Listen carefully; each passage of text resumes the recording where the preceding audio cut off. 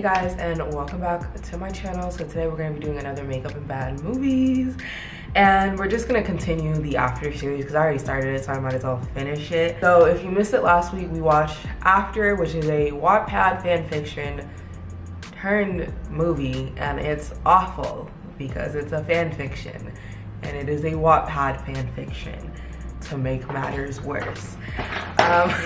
So today we're gonna talk about After We Collided, which is the sequel, the second book and the second movie.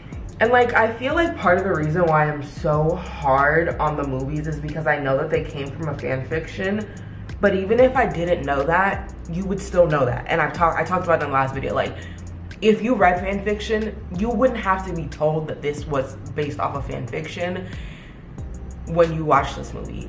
And honestly, it's not the fanfictionist part that makes this particular movie awful. This movie is awful because it's solely a collection of scenes that will ultimately lead to the characters having sex. There's almost no plot line in this movie except Tessa and Hardin having sex. That is it. Like, that's solely the purpose of this movie, is for them to have sex. And so it's just a bunch of things that are happening so that they will have sex. That's it. No plot line, no thoughts, empty head, everything. Okay, I forgot to plug my mic in, so hopefully that's better. Don't get me wrong, we're still gonna get all the toxicity, all of that stuff that we had in the first movie. It's still gonna be here. It's just a fan fiction. It's just there's no other way to describe that. Like, it's just a fan fiction, honestly, because we've all read some fan fictions. I'm sorry if you guys can hear the fan, by the way. I'm extremely hot. But we've all read some fan fictions where it was smut. Like, it was smut with like this much plot. And that's what this is, honestly. So yeah, let's just jump into it, because there's not really gonna be a lot to talk about. So the movie starts off like a month or so after where the first movie left. They are breaking up. They have broken up. They're kind of like going through post-breakup life. Hardin is sleeping in his car for some reason, and he yells at this homeless man. This homeless man is gonna come back later. It's so freaking annoying. But he yells at this homeless man. Tessa is, again, they have no explanation for why he's sleeping in his car. He just is. Like, he has a home and he has a room as like fraternity or something, some house that they keep going to parties at, but he's sleeping in his car for some reason. Anyway, Tessa just got a new internship at Vance Publishing. Of course, it's a publishing house, because when has a heroine in a fan fiction not worked in journalism or publishing? It's always one of those two jobs. I have never seen anybody work a different job. But anyway, she is starting her first day at her internship at Vance Publishing. She meets one of her coworkers, Trevor, who's played by Dylan Sprouse, the cutie. Hey. She meets Trevor in the elevator while she's like rushing into work. And honestly, in this scene alone, Trevor and Tessa share more chemistry in this singular scene than Hardin and Tessa do for the entirety of these two movies. On her first day, Tessa stays late to like read a bunch of novels. I think she read like 3 novels. She ends up waking up at like 9:15 in the morning. Her boss is sitting there. She's freaking out. She thinks she's gonna get fired. But instead he invites her on a company trip. Hardin is handling the breakup super well, like super healthy and everything, like totally doing just fine. I'm good. Come on, release the pain. I like the pain. So, like I said, Tessa is going to this business event. Kimberly, which is like, I don't know, Vance's assistant, something. She works there. Is like helping her get dressed because she doesn't have any clothes. And then she decides to randomly share that she's sleeping with Vance. And it's like, girl, who cares? Tessa don't know you. Tessa's been here for less than 24 hours. She does not care that y'all are sleeping together. And she shared this whole story, and the kid, okay. And this doesn't matter to the story. It's also during this time that Tessa finds out that she got the internship position because Hardin and Vance are like family friends. Tessa goes downstairs for this event in the ugliest gold ensemble I've ever seen in my entire life. Okay, let me stop because I feel like I'm a little harsh on the characters sometimes in their outfit. It's ugly. The dress itself I feel like has potential to be better in like a different setting, but the fact that she paired it with shiny gold boots and the fact that everyone is looking at her like she's the most gorgeous person who's ever walked down the stairs as if she doesn't look like a fucking leprechaun, I can't. That's just a little bit too much fantasy for me, honestly. Then for some reason this super important meeting is being held at a nightclub. I'm not gonna say it. No, I'm gonna say it. Every fan fiction has to have a club scene, and this was the best way they thought they could work it in, honestly. That's disappointing. You could have come up with something way better than this. Mr. Jung, I hope I'm saying that right, Jung. He is the investor that they're looking to impress to get more money for the publishing company, and he yells at them in Mandarin, not because he can't speak English, but because there always has to be some kind of racism involved. Because he speaks English like 2 minutes later, but insists on yelling at them in Mandarin. Like I said, this movie is just a combination of scenes with like the tiniest bit of plot pushing it along, because they're really not trying.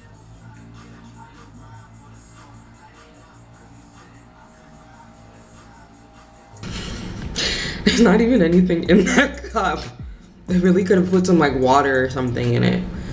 Hardin is at a party because Steph is the roommate from the last movie, love her, cutie. Invited him, like begged him to come out, and at this party, Molly tries to come on to him and he like very roughly rebuffs her advances. It was a little harsh, it was a little bit much, but I mean, she was invading his personal space, so.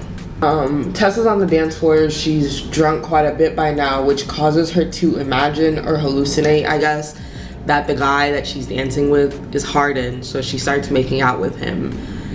And then I guess she realizes what she's doing, so she backs away all horrified. Tessa then, drunk, calls Hardin, and she's like, I'm so hot, da, da, da. And he's yelling at her because she's drunk. I've never understood drunk calls.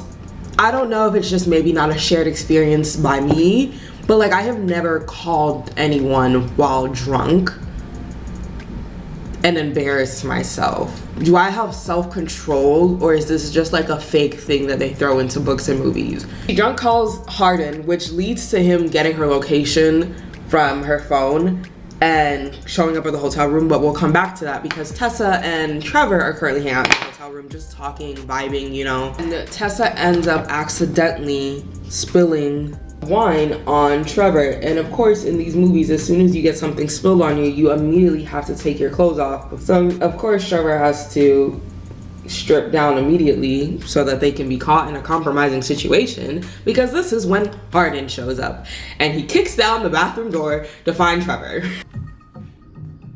Hey. Hey, hon, good to see you. How you been? Fucking Trevor!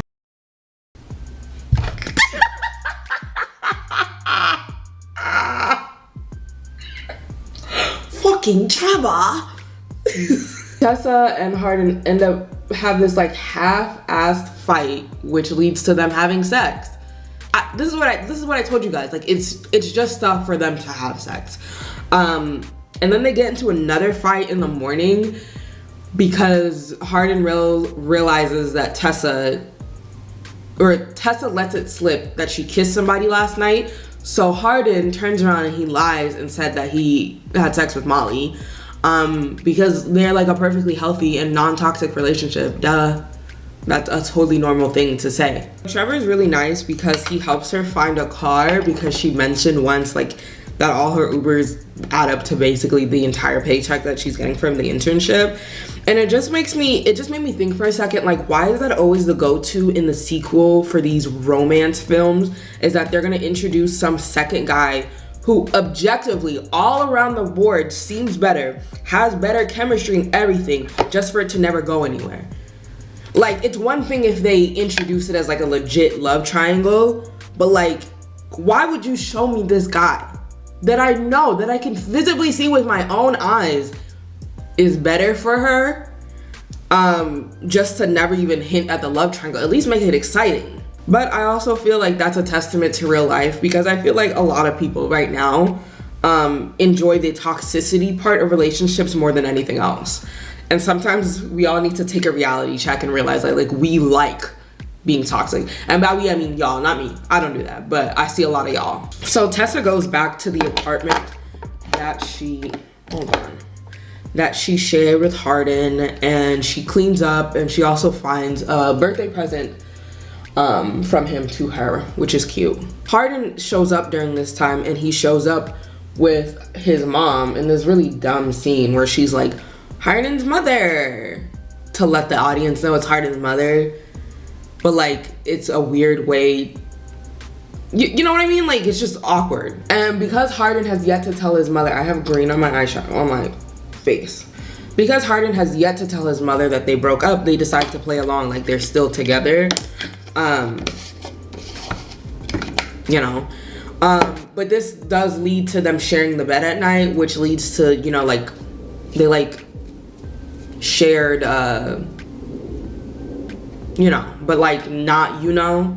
So Tessa goes back home to see her mom, and after an upsetting conversation with her mom about her dad, she goes right back to Hardin straight into his arms. The conversation was literally just like, oh, your dad's looking for you, and he wanted to speak to you.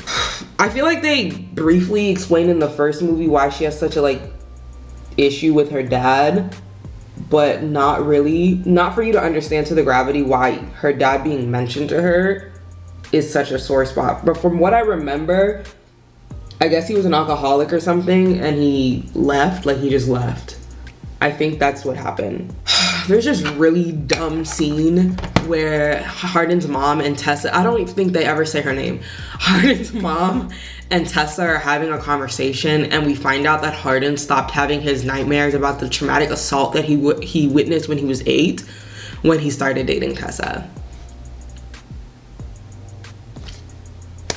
If you guys haven't learned from now, apparently pussy is therapy. So another collection of scenes about yoga to lead to a sex scene. Then there's a babysitting collection of scenes. None of this is relevant, but I mean, I guess it's relevant to lead to the office sex scene. This movie is causing me so much physical pain. So I'm gonna start skipping a bunch of stuff now because it's really not relevant to the tiny bit of plot that this movie has, and I don't want to sit here and talk about it any longer because, like I said, it's not relevant in any way. It does not come back in any way. So Vance offers Tessa a permanent position at the Seattle office. I don't know where this movie actually takes place.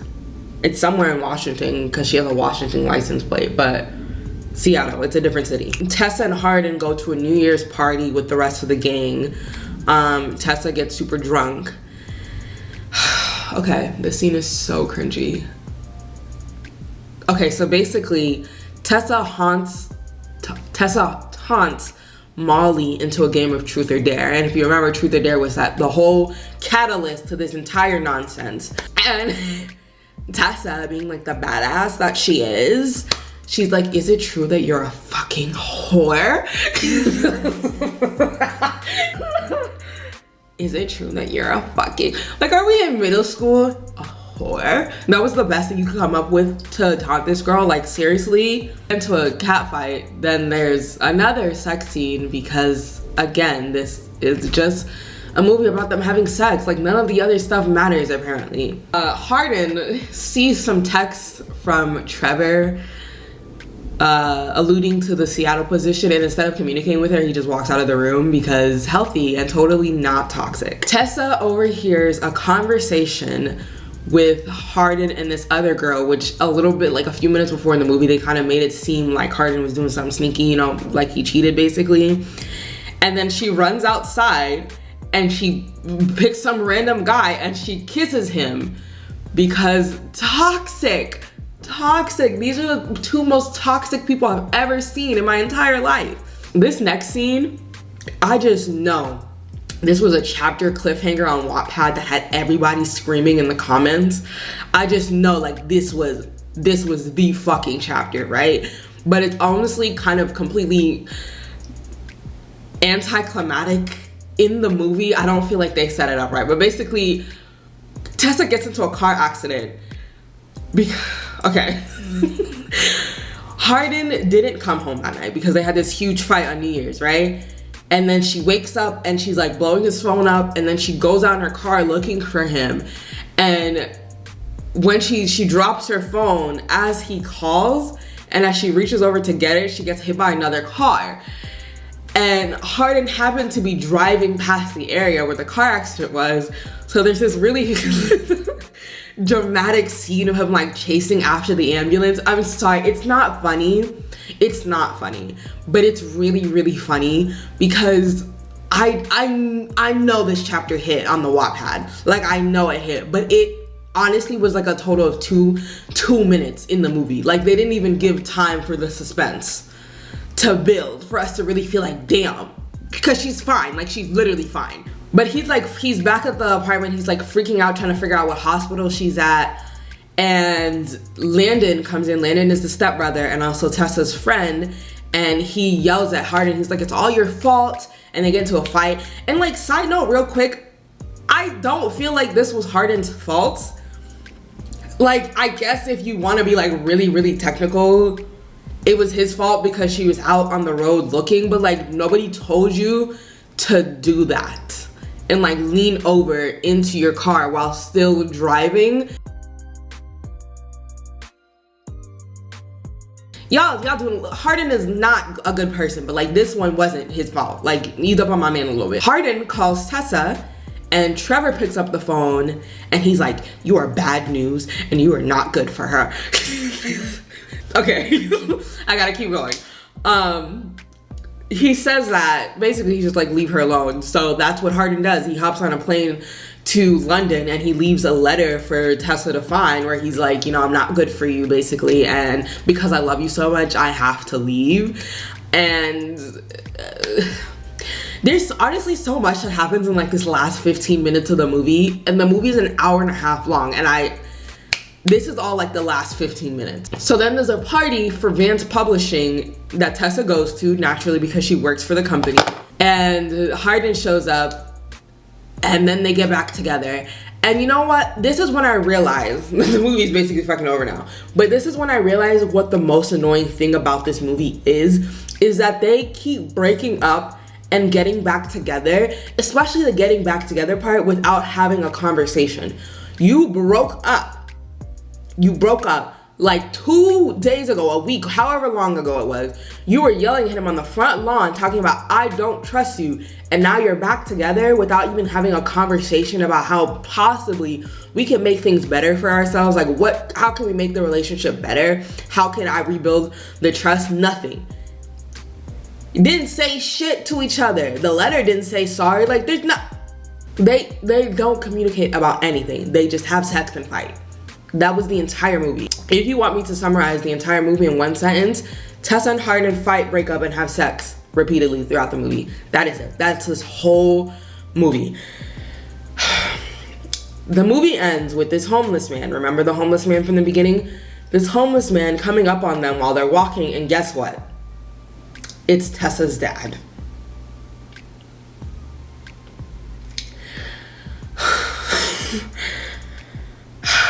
This movie is honestly, it's so bad, but it's honestly so funny at the same time. Like, I want to say that this is one of the unironically funniest movies I've ever seen in my entire life. So I would just like to thank Anna Todd for that. I really appreciate you bringing this comedy into my life. I honestly, now I'm kind of actually excited to see After We Fell. I think that's the third movie. Because like, I'm just like, where are they gonna take this fucking dumpster fire next? I'm hyped to watch that movie, not gonna lie. Hopefully it doesn't disappoint. I hope you guys enjoyed this video. If you did, go ahead and give this video a thumbs up. Share your thoughts with me down below if you watched the movie, and if, you know, and if you read the books, because I heard the books are even worse. But yeah, I will see you guys next week. Bye.